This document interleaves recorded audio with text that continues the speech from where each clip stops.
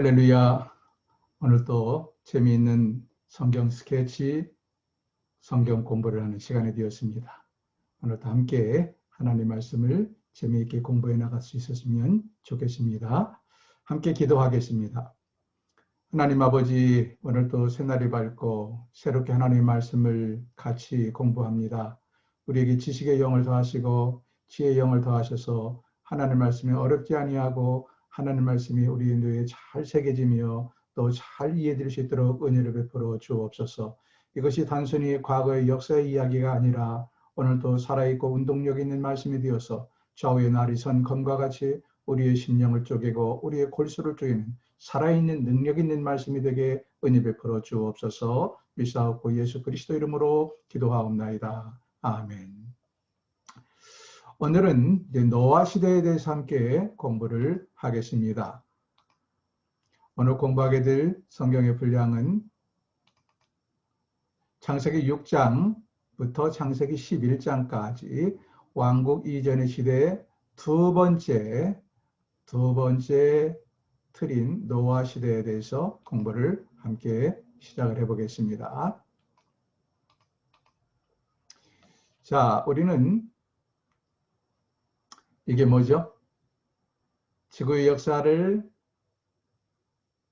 4등분한 것이라고 말씀을 드렸죠. 그래서 구약을 2등분했고 신약을 2등분해서 이미지화한 것입니다. 파란 막대기는 왕국 이전의 시대 약 3000년의 역사를 표시한 거고, 빨간 이 막대기들은 왕국과 그 이후의 시대 약 1000년의 역사를 나타낸 것이고, 그리고 파란 막대가 밑에 붙어 있는 것은 예수님께서 이 땅에 오셔서 통치하신 약 3년 또는 길게 보면 33년의 예수님의 공생의 기간을 표시한 것이고, 그 다음에 사도시대, 지금까지 계속되고 있는 예수님 승천 이후의 사도시대, 성령께서 우리와 함께 하신다라는 의미로 파란색 막대가 밑에 내려와 있다고 말씀을 드렸죠. 그 중에서 이렇게 그러니까 4등분한 것을 큰 틀이라 설명을 했고, 이 큰 틀만 가지고 이해하기 어렵기 때문에 이 큰 틀 밑에 중간 틀을 만들었죠. 중간 틀을 만드는데 왕국 이전의 시대는 7개의 중간 틀을 만들었어요. 그 중에서 지난번에 첫 번째 중간 틀을 아담 시대를 공부했고, 오늘은 두 번째 중간 틀 노아 시대부터 공부를 하겠습니다. 그리고 왕국 이전의 시대는 우리가 알아보기 쉽게 가능한 지도를 통해서 설명을 드리겠다 말씀을 드려서 지금 이게 구약의 시대적인 지리적인 배경이 되는 지도를 펼쳐 놓았습니다. 여기는 지중해죠. 지중해, 여기는 홍해, 여기는 페르시아만, 이 강은 티그리스 강, 밑에는 유프라데스 강, 그리고 여기 어느 티그리스 강과 유프라데스 강 사이에 에덴 동산이 있었을 것이다. 대충 그렇게 추정할 수 있다고 그랬죠. 자, 7시대를 잠깐 정리하겠습니다. 이 왕국 이전의 시대를 다시 중간틀로 7개로 나누는데, 첫 번째 이 둥근 검은 원은 아담 시대라고 그랬죠. 아담 시대. 기록은 창세기 1장부터 5장까지고 약 1000년의 역사가 이곳에서 이루어졌습니다. 아담 시대. 하나님께서 인류를 창조하시고, 그리고 인류가 최초로 범죄하고, 그리고 아담의 아들 가인이 그의 동생 아벨을 쳐 죽인 사건까지가 기록이 되어 있습니다. 두 번째 중간틀, 오늘 공부하기도 중간틀인데요. 이것은 노아 시대라고 말을 한다. 성경의 기록은 창세기 6장부터 11장까지로 규정을 합니다. 화살표가 하란까지 있는 이유는 아브라함의 아버지 데라가 아브라함과 함께 하란으로 이주하기 때문에 여기 이 지역, 메소포타미아 지역이라고 그래요. 메소포타미아 지역을 떠나서 하란으로 이주한 창세기 11장까지의 기록입니다. 이 기간도 약 1000년의 역사가 되겠습니다.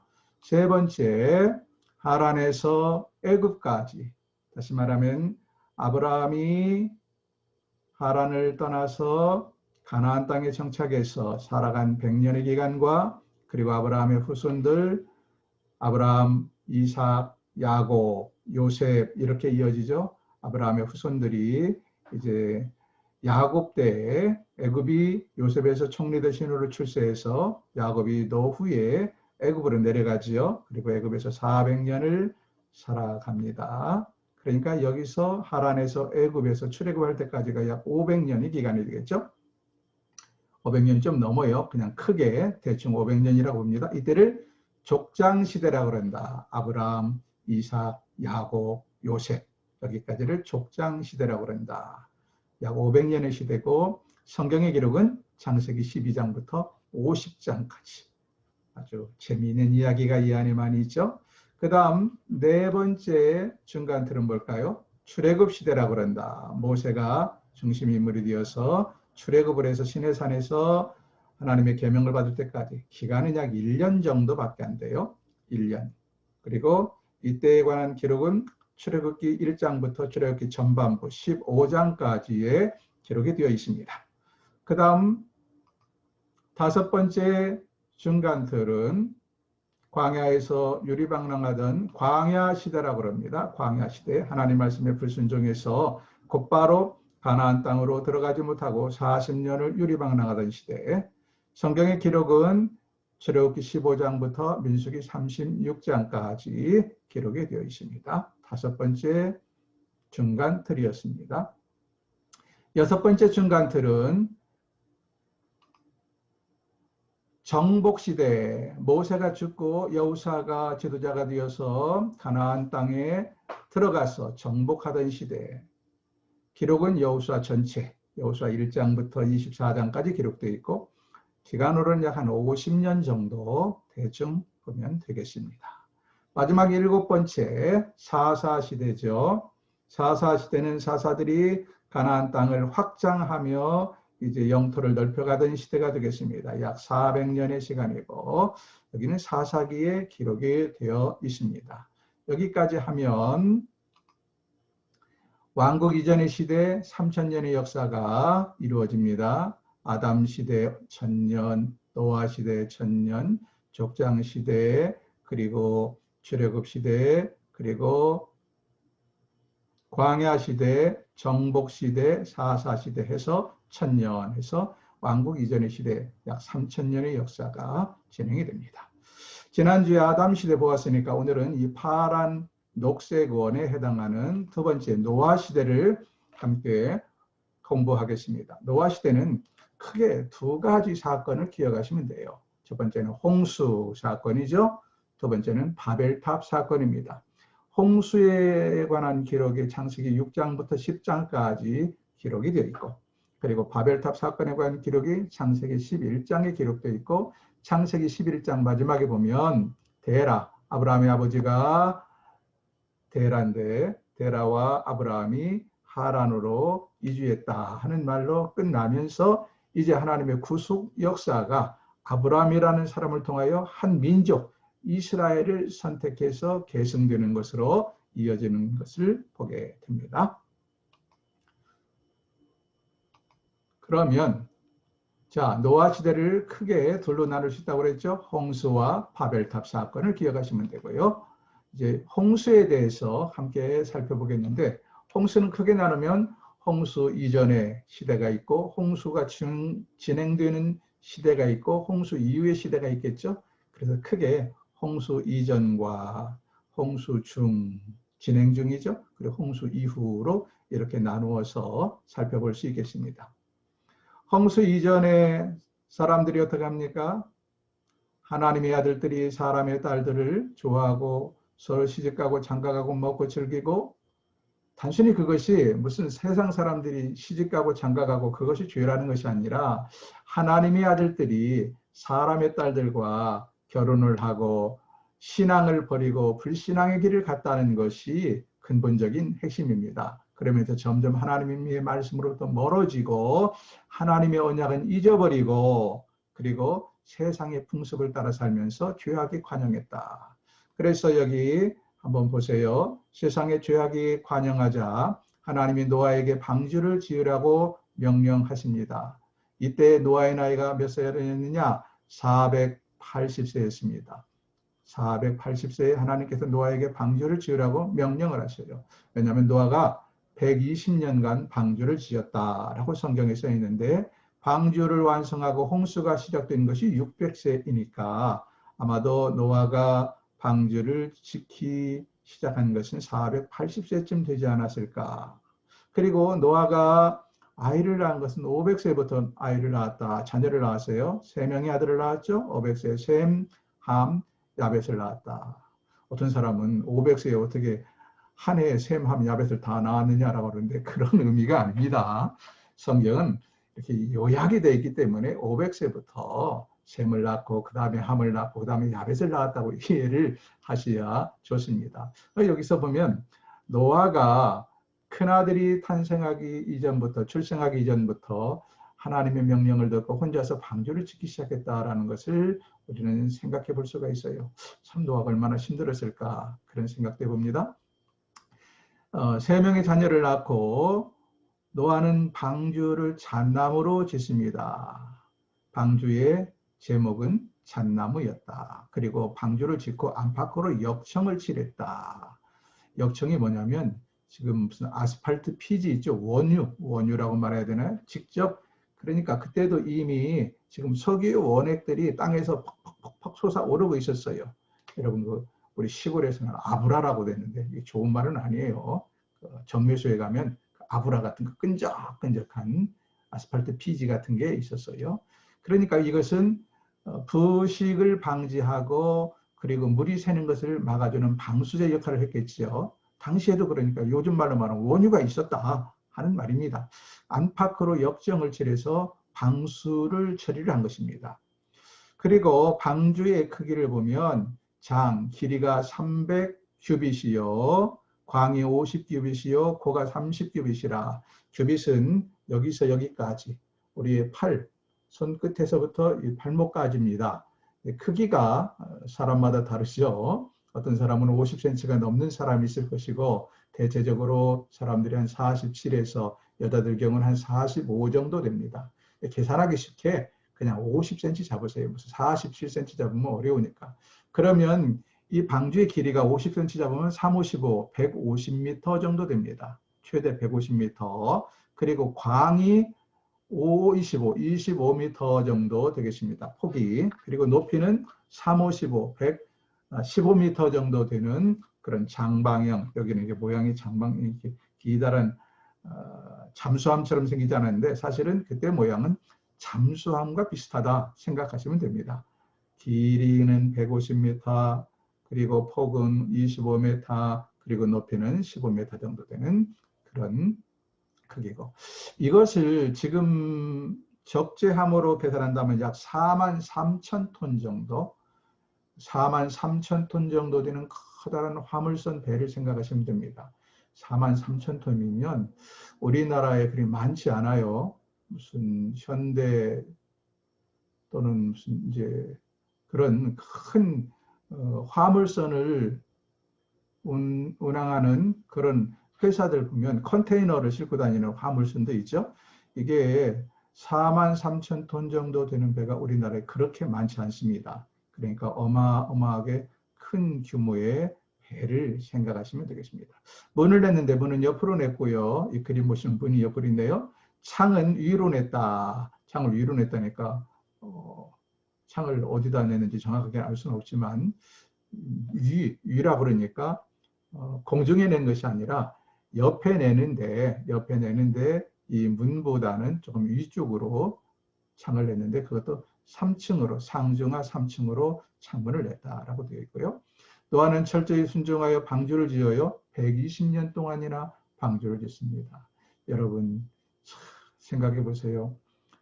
한두 달도 아니고 1, 2년도 아니고 120년을 방주를 지었다.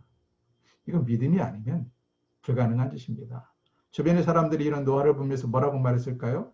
다들 노아를 미쳤다고 말했을 거예요. 저 할아버지 나이 많이 먹더니 미쳤구나.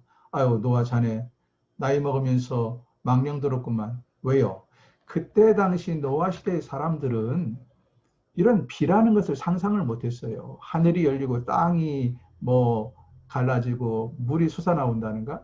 우리는 하다못해 믿지 않는 사람들이라도 이 홍수를 믿지 않는 불신자들이랄지라도 매년 여름만 되면 엄청난 홍수, 엄청난 물난리를 경험하니까 대충 상상력을 동원해서 뭐 그런 일도 그보다 더 큰 일도 있을 수는 있겠다. 대충 상상이라도 하는데요. 노아 당시의 사람들은 이게 상상 자체를 할 수 없었던 사람들이에요. 그러면 노아가 120년 동안 방주를 짓는 동안에 좀 징조가 있어야 되잖아요. 우리 같은 경우는 뭐 태풍이 몰려온다. 그럼 어때요? 미리 바람이 불고 그 전날부터 비가 조금씩 내리다가 본격적으로 비가 쏟아지잖아요. 그런데 노아 할아버지가 방주를 짓고 승선한 지 일주일이 지날 때까지도 전혀 징조가 없었단 말이죠. 그러니까 당시 사람들은 우리와는 전혀 달라요. 이런 홍수를 상상조차 할 수 없고 이런 비를 상상조차 할 수 없고 그리고 예조가 없었다. 전혀 이런 김새가 없었기 때문에 그런 사람들이 하루 이틀이 아니고 120년 동안 처음에는 혼자 짓더니 나중에는 자기 자녀들을 데리고 방주를 짓는 이 노아를 보면서 어떤 생각을 했을까? 그래서 히브리서 11장은 노아는 믿음으로 방주를 예비해요. 믿음으로 방주를 예비했다. 믿음이 아니면 이것은 미친 짓이고 믿음이 아니면 불가능한 일이었다 하는 것을 우리에게 말씀하고 있습니다. 그래서 노아를 가리켜서 믿음의 위인 중에 한 사람으로 꼽고 있는 것입니다. 철저히 순종하여 방주를 짓고 8명이 승선을 했습니다. 노아 부부 둘, 그리고 함, 셈, 야벳 부부. 그러니까 8명이 되죠. 사람 8명과 정결한 짐승은 암수 7쌍씩을 태웠어요. 그리고 부정한 짐승은 암수 2쌍씩을 태웠다. 왜 정결한 짐승은 7쌍씩을 태웠을까? 2쌍씩 태운 것은 이해가 되죠? 종족 보존을 위해서 하나님께서 모든 동물들을 다 몰아주셨어요. 그래서 그 방주에다 태웠는데 정결한 짐승을 더 많이 태운 이유는 그 이후로 하나님께 이제 제사를 드리는 제물이 필요하죠. 노아가 이 홍수에서 내려서부터 하나님께 제단을 쌓는 걸 보게 돼요. 그때마다 제물이 필요하지 않습니까? 제물로 쓸 수 있도록 정결한 짐승은 더 많이 태웠다. 이렇게 이해하시면 되겠습니다. 방주에 들어갔습니다. 이 방주에 들어갈 때가 언제냐? 노아 나이 600세 되던 해 2월 10일입니다. 노아 나이 600세 되던 해 2월 10일에 방주에 들어갔어요. 그리고 문을 탁 닫아버립니다. 문을 닫는 순간 비가 온 게 아니에요. 비는 그 후로 일주일 후에 2월 17일부터 비가 오기 시작합니다. 그러니까 노아도 방주를 다 지었습니다. 혹시라도 제가 혹시라도 하는 생각이에요. 인간적으로 어떤 마음의 고민이나 갈등이 있었을지 몰라요. 그런데도 하나님이 하라고 해서 지었습니다. 그랬더니 하나님께서 온갖 짐승을 몰아주네. 그때만 해도 약간의 흥분이 있었겠지요. 사람들은 뭐라 하든지 간에. 그런데 그렇게 많은 짐승들을 다 태워놓고 배의 문을 닫았는데 비가 오지 않는 거예요. 홍수가 일어나지 않아요. 하루, 이틀, 3일, 4일, 5일, 6일. 한편으로 인간적으로 생각하면 얼마나 불안하기도 하고 얼마나 초조하기도 하고 얼마나 의심이 생겼을까요? 내가 이거 미친 짓 한 것 아닌가? 여러분, 믿음은 기다림입니다. 믿음은 기다림이에요. 하나님의 때까지 기다리는 것입니다. 우리는 노아를 통하여 믿음은 즉각적으로 내가 뭘 순종했다고 나의 응답을 받는 것이 아니라 하나님의 때에 하나님의 선하신 계획 속에서 이루어질 때까지 기다리는 것이다 하는 것을 기억하십시다. 자, 600세 2월 17일에 홍수가 시작되었어요. 방주에 들어간 것은 2월 10일에 일주일 전에 들어갔고 홍수가 시작된 것은 그 후로 일주일 후에 홍수가 시작돼서 며칠간 홍수가 계속됐느냐? 40일 동안 밤낮으로 쉬지 않고 홍수가 계속되었다. 이번 여름에도 비 때문에 참 많은 피해들을 보았습니다. 그저 전라남도, 전라북도에 이르기까지 평소에 작년까지만 해도 그런 물피해가 없던 것까지 엄청난 물피해를 봤어요. 여러분, 그러나 노아 시대 홍수는 그런 정도가 아닙니다. 이번에 비가 많이 와서 봐야 그냥 줄창 비가 내린다 그래야 1시간, 2시간 내렸습니다. 1시간, 2시간만 쉬지 아니하고 굵은 비가 떨어져도 온천지가 물바다가 되는데 이건 그런 비가 내린 게 아니고 성경이 뭐라고 말합니까? 하늘의 창들이 열렸다. 하늘의 창들이 열리고 하늘에 갇혀있던 물이 쏟아집니다. 그리고 땅이 갈라지고 땅 밑에 숨겨져 있던 물이 쏟아옵니다. 이 물이 어디서 왔을까요? 여러분 지난주에 우리가 하나님의 천지를 창조하실 때 온 지구가 물로 안개로 가득 차 있었다. 물이 흥건했다라고 써 있었어요. 그 물을 하나님께서 어떻게 하십니까? 쫙 위아래로 끌어당깁니다. 그래서 궁창이 생기게 하셨죠. 위로 끌어당긴 물이 하나님께서 오늘 말씀하신 창문 위에 감춰두신 것이고, 밑으로 끌어당긴 물은 지하수, 지하에 어마어마한 물들이 있죠. 지하수와 바닷물이 되겠습니다. 그런데 이렇게 위로 끌어당긴 물들이, 그러니까 여기서 40일간 비가 내렸다는 것은요, 홍수가 냈다는 것은 조금 뭐 자연의 일기 현상으로 바닷물이 기류가 뭐 이렇게 증발되어서 구름이 되어서 그 구름이 내리는 비, 이런 정도의 비가 아닙니다. 그래서 성경은 뭐라고 말해요? 하늘의 창들이 열렸다고 표현을 한 거예요. 하나님께서 궁창 위에 물로 가뒀던 물들이 일시에 쏟아지기 시작합니다. 그리고 땅은 갈라져서 온갖 지표면 밑에 있던 물들이 솟구쳐 오르기 시작했다 하는 것입니다. 이것이 며칠 동안? 40일 동안이나 계속되었으니 이것은 인간의 상상을 불허합니다. 지금 우리의 시각으로도 이것은 상상이 안 돼요. 당시의 사람들은 뭐 말할 것도 없고요. 그렇게 비가 내렸습니다. 그러자 어떻게 됩니까? 그렇게 비가 내리고 150일 동안이나 모든 세상이 물 속에 갇혀가지고 있었어요. 150일 동안 이 노아의 방주가 물 위에 붕둥둥둥둥둥 떠다닙니다. 그리고는 그 후로 물이 줄어들기 시작해서 7월 17일에 방주가 아라랏산에 걸립니다. 아라랏산이 당시 제일 높은 산이었다고 볼 필요는 없어요. 물론 노아의 홍수 이후에도 지각의 변동은 여러 번 있었기 때문에 제일 높은 산보다 더 높은 산이 생길 수도 있겠지만, 아라랏산보다 더 높은 산이 당시 있었다 할지라도 노아의 홍수 그 당시에 그 방주가 떠다니다가 물이 점점 빠지면서 걸린 데가 어디냐? 꽤 높은 산인 지금의 아라랏산, 아르메니아와 터키의 국경, 터키 땅이죠. 땅은 아라랏산은 터키 땅에 속하지만 이 아르메니아나 또는 조지아나 이런 곳에서 훨씬 더 가깝습니다. 국경만 넘으면 바로 아라랏산이 있는데요. 이 아라랏산에 걸렸다, 이렇게 기록이 되어 있습니다. 그리고는 10월 1일에 다른 산봉우들도 보이기 시작해서 물이 점점 줄어들기 시작합니다. 그래서 노아 나이 601년 1월 1일에 지면에서 물이 거치고 해발 수위가 정상으로 돌아왔다. 601년 1월 1일에. 그렇다고 해서 바로 노아가 배에서 하산할 수 있는 건 아닙니다. 정리해 보면 실제로 홍수가 내린 기간은 40일 밤낮이 되겠습니다. 40일 밤낮. 그리고 땅 위에 물이 창궐에 있었던 기간은 약 9개월 13일입니다. 왜냐하면 600년 2월 17일에 비가 내리기 시작했죠. 그래서 601년 1월 1일까지 물이 창궐에 있었단 말이죠. 그러니까 창궐한 기간은 9개월 13일간이 되겠습니다. 노아가 방주에 있었던 기간은 1년이 넘어요. 왜냐하면 2월 17일에 홍수가 시작되어서 2월 27일에 방주에서 나왔지만 일주일 전에 들어갔으니까 방주에, 실제로 노아가 방주에 있었던 것은 1년 17일간 방주에 있었다 하는 걸 알 수 있습니다. 자, 그 다음에 이제 홍수가 끝나서 방주에서 내려오는 과정을 볼까요? 방주가 아라랏산에 머물자 맨 먼저 까마귀를 내보냈는데 돌아오지 않아요. 왜? 까마귀는 썩은 시체도 먹고 사니까 나가서 물이 빠지면서 조금씩 보이는 썩은 시체나 이런 것들을 먹고 살았던 거죠.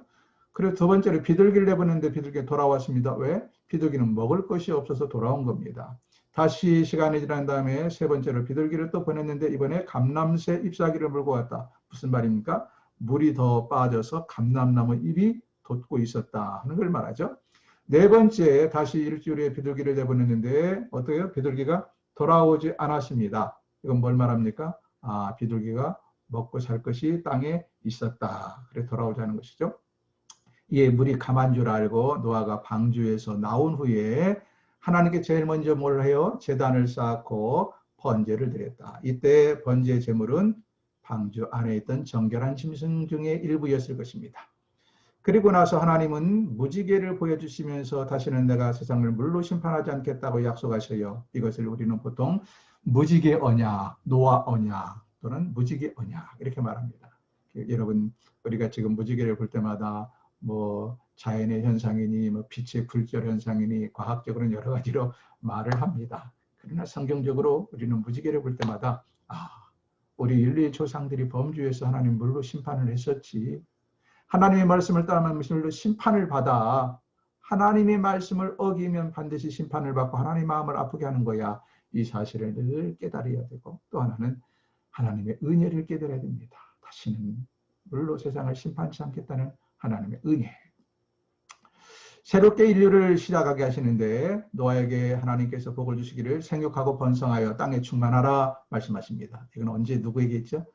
아담과 하와를 지어놓고 하나님께 하셨던 창조의 명령, 문화의 명령입니다. 생육하고 번성하여 땅에 충만하라, 땅을 다스리라. 그런데 인류가 땅을 다스리셨나요? 제대로 다스리지 못하고 하나님의 유익 명령을 따르지 못하고 그렇게 엄청난 죄들을 범했던 것입니다. 그래서 홍수로 심판을 하고 새롭게 제2의 시작을 노아와 노아의 가족들을 통해서 하는데 노아에게 똑같은 복을 주셨어요. 생육하고 번성하여 땅에 충만하라. 여러분 땅에 충만하려면 어떻게 할까요? 흩어져야 합니다. 온 땅을 갈고 다스리고 땀을 흘리고 일을 해야 해요. 그런데 이제 조금 잠시 후 시간이 지나면 노아가 어떤 심리적인 것인지 요즘 말로 말하면 일종의 트라우마입니다. 트라우마. 술에 취한 사건이 발생하는데 왜 노아가 술에 마셔서 술에 취했을까? 제 생각이에요. 심리적으로 노아가 얼마나 고통스럽고 괴로웠을까요? 네? 1년 전에 어떤 일이 있었습니까? 1년 전에 자기를 비난하는 사람들이었지만 세상에 문화가 있고 도시 문화가 있고 아파트가 당시 아파트가 있었던 건 아니고 예컨대 그렇다는 거예요. 아파트가 있고 자동차가 있고 뭐 세상에 그렇게 빛과 번쩍하고 좋은 문화들이 있고 친구들이 있고 비록 자기를 비난하고 비웃었지만 얼마나 많은 사람들이 번성했어요. 그런데 1년 후에 그가 방주에서 나왔을 때는 그 모든 집들이며 자동차며 아파트며 모든 것들이 다 사라져버렸어요. 사람은 자기 가족 위에는 찾아볼 수가 없어요. 뿐만 아니라 온 대지가 완전히 기후가 변화되어 버린 것입니다. 10년이면 강산도 변한다고 그러는데 강산이 변하는 것도 어느 정도인데 노아가 10년이 아니라 1년 만에 그가 다시 나왔을 때는 온 천지가 완전히 변형이 되어 있었습니다. 그래서 이것을 어쩌면 노아는 견디기가 힘들었는지도 모릅니다. 그래서 일종의 요즘 말로 말하면 트라우마가 심했다. 그러다 보니까 술에 취하는 날들이 많았고 술에 취하면 사람은 실수를 하게 됩니다. 실수를 하는 노아의 모습을 보고 그의 아들 중에 함이 이것을 흉을 보지요. 셈에게 찾아가서 흉을 봅니다. 그래서 노아가 이것 때문에 함의 후손들을 저주해서 가나안은 셈의 종이 되었고 그리고 셈과 다른 아들 야벳은 아버지를 흉보는 것 대신 아버지를 옷을 가지고 가서 덮을 것을 가지고 가서 뒷걸음질로 덮어주고 아버지의 흉음을 덮어두려고 애를 쓴 셈과 야벳은 복을 받았다 하는 이야기가 홍수 이후에 나옵니다. 이어서 창세기 11장에는 바벨탑 사건이 기록이 되어 있습니다. 이 바벨탑 사건은 다음 주에 계속해서 살펴보겠습니다. 여러분 오늘 홍수의 사건의 이야기를 들으면서 어떤 생각을 하십니까? 어찌 보면 너무 허무맹랑한 이야기 같아요. 세상 사람들은 홍수의 사건을 전혀 믿지 않습니다. 심지어 예수 믿는 사람들조차 뭐 성경에 써 있으니까 그런가 보다 하지 어떻게 이런 일이 생길 수 있겠는가라고 여러분 중에서도 혹시 대놓고 의심은 못해도 혼자서 많이 의심하고 회의를 느낄 것입니다. 그러나 우리는 성경에 기록된 사실을 사실로 받아들이는 사람들입니다. 그것이 정말 있었느냐 없었느냐를 저하고 이 시간 따지는 시간이 아니고 저는 성경에 기록된 모든 것을 글자 그대로 믿는 사람입니다. 그리고 여러분도 성경의 사건, 성경의 기록을 그대로 믿는다는 전제하에 성경 공부를 하고 있는 것입니다. 인간의 이성으로 생각하면 하나님이 하신 일들이 도무지 이해가 안 되죠. 태초에 하나님이 천지를 창조하시니라. 이게 인간의 이성으로 납득이 되십니까? 네? 진화론자들은 뭐 인간이 어디서부터 발생했는지 인간의 기원설을 그렇게 열심히 주장하는데, 그리고 거의 대부분의 사람들이 진화론이 아니라 진화 진리처럼 믿고 사는데, 여러분, 우리는 학교에서도 진화론은 론이 아니에요. 하나의 학설이 아니라 가설이 아니라 이게 진리처럼 우리는 배우고 살았단 말이죠. 고등학교 가기 위해서, 대학에 가기 위해서도 진화론대로 정답을 써야만 점수를 따는 그런 교육을 받으며 살아왔단 말이죠. 그러다 보니까 우리 머릿속에는 신앙생활하고 예수를 믿고 성경을 읽으면서도 창세기를 펼치면 이것이 순전히 거짓말처럼만 느껴지는 분들이 있습니다. 그러나 여러분, 인간의 이성을 가지고 신앙을 이해한다는 것은 불가능합니다. 그래서 중세, 그 다음에 종교개혁 시대는 뭐 이성 수위론, 신앙 수위론 이런 이야기들이 있었는데, 그런 복잡한 이야기를 하지 않아도 믿음이라는 것은 이성의 위에 있는 세계입니다. 우리는 물론 덮어놓고 믿자는 것은 아니에요. 하나님의 말씀을 가능한 한 나의 학문과 모든 지식을 총동원해 이해하고 입증하려고 애를 쓰지만, 그것이 인간의 이성이나 과학으로 입증이 되지 않냐고 이해가 되지 않을 때는 어떻게 되느냐? 있는 그대로를 믿고 믿는다는 전제하에서 출발을 해야 합니다. 노아의 홍수 사건은 꾸며낸 이야기가 아니고 실제로 역사적으로 있었던 사실입니다. 그리고 이 사실을 믿는 우리는 노아의 홍수 사건을 통하여 하나님이 오늘도 우리에게 경종을 울리는 이 사실, 하나님의 아들들은 하나님의 아들들답게 살아야 된다. 하나님께서 인류에게 주신 사명, 문화적인 사명, 창조적인 사명, 온 인류를, 온 땅을 다스리고 정복하고 갈고 하나님께서 맡겨준, 내가 주인이 아니라, 인간의 주인이 아니라 하나님이 우리에게 맡겨준 유임통치의 땅이라는 사실을 기억하시고 주인이신 하나님을 기쁘게 하는 그런 아름다운 문화를 만들어 가야 되고, 그런 아름다운 자연을 유지해야 합니다. 이번 주에 여러분 창세기 5장부터 11장까지 천천히 읽으면서 하나님의 은혜를 묵상할 수 있기를 주의 이름으로 축원합니다. 오늘도 수고 많으셨습니다. 다음 시간에 다시 뵙겠습니다. 감사합니다.